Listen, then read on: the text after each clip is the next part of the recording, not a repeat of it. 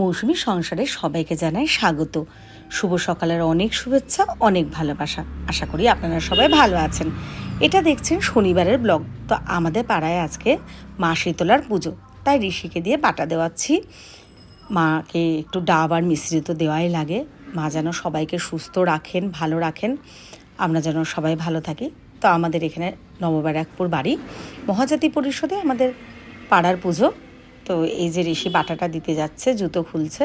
আর দেখুন এখানে সবাই আছে, লাইন দিয়েছেন অনেকে। আর পুজোর জন্য পাড়ার অনেকেই সবাই এগুলো গোছগাছ করছে। তো বেশ ভালো লাগছে। আমি একটু চারিদিকটা তুলে দেখানোর চেষ্টা করছি। অনেকেই পুজো দিচ্ছেন মায়ের কাছে সবার মঙ্গল কামনায়। আর এই যে নামছে, ইনি কিন্তু আমাদের পাড়ারই একজন। তো উনি আমার ফেসবুকেরও বড় ফ্যান, আমার সব পোস্টেই থাকে। তো যাই হোক, আমি চারিপাশটা একটু দেখাচ্ছি। আর যাতে সবার গরম না লাগে ওই জন্য কিন্তু বেশ ওপরে ফ্যানও দিয়ে দিয়েছে। প্রচণ্ড গরম পড়েছে, এটা তো আমরা সবাই জানি। তবু মায়ের পুজো সবাই ব্রতী হয়েছেন, এটা তো আমাদের পাড়ারই পুজো। এই যে এবার আমি আর ঋষি বাড়ি চলে আসলাম, এসে না ঘরের একটু ঠাকুর পুজো দিয়ে নিচ্ছি। তো ওই যে প্রত্যেক দিনই বলি পুজো দিতে দিতে তো ওরকমভাবে ক্যামেরা করতে নেই, আমার ঠাকুর দেওয়া হয়ে যায়, তারপরেই একটু আপনাদের সাথে শেয়ার করি। তো দেখুন পুজো দেওয়া হয়ে গেছে। মাকে একটু গয়না পরিয়ে দিয়েছি, ফুলের গয়না। আর হ্যাঁ, হালকা হয়তো একটা মাইকের আওয়াজ পাচ্ছেন, আমি ভয়েস দিচ্ছি, এটা রবিবার, বেশ বেলা হয়ে গেছে, কিন্তু আজকে ভয়েসটা দিতে পোস্ট করতেও দেরি হচ্ছে, কারণ ঋষি রবিবার পড়া থাকে, তো ওকে পড়ার থেকে নিয়ে আসলাম। আর আমাদের পাড়ারই মিলন সংঘ ক্লাবে ব্লাড ডোনেশন ক্যাম্প চলছে, তো ওই জন্য মাইকের আওয়াজটা হয়তো আপনারা পেতে পারেন। এই যে লাল ঝুড়িটা দেখছেন ঠাকুরের পাশে, এই ঝুড়িটা না আমি নতুন কিনেছি ঠাকুরের জন্য।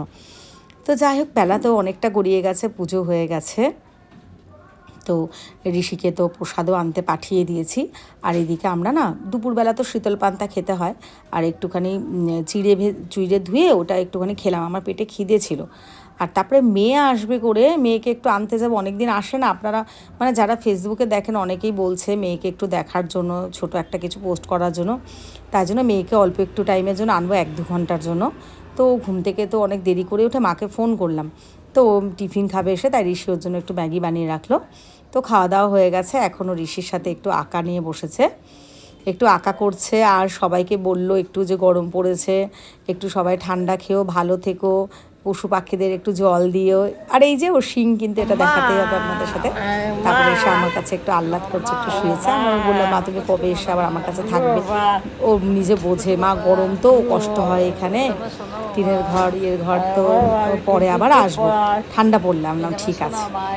তো একটু আহ্লাদ করে নিচ্ছে। আর এদিকে ঋষি আর ও দুজনে আবার শুয়ে শুয়ে একটু দুজনে আহ্লাদ করছে। ও যে সেই নাচটা করেছিল, তো আবার ফোন দিয়ে, আর দেখুন সব সময় নাচ, মানে ওর যে কোনো কিছু হলেই কিন্তু ওর নাচটাই বেশি ভালোবাসে, নাচ করতে থাকে। আমার কাছে শুয়েছে আর একটু নাচ দেখাচ্ছে আপনাদেরকে এইভাবে।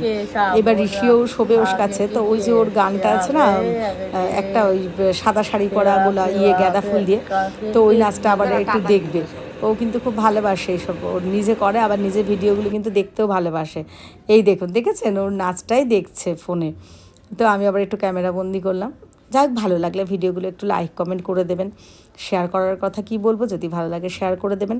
আর রাত্রিবেলা আবার আমি একটু সেদ্ধ ভাত বসিয়ে দিলাম। ভিডিওটা এখানেই শেষ করছি। সবাইকে জানাই শুভরাত্রি, ভালো থাকবেন।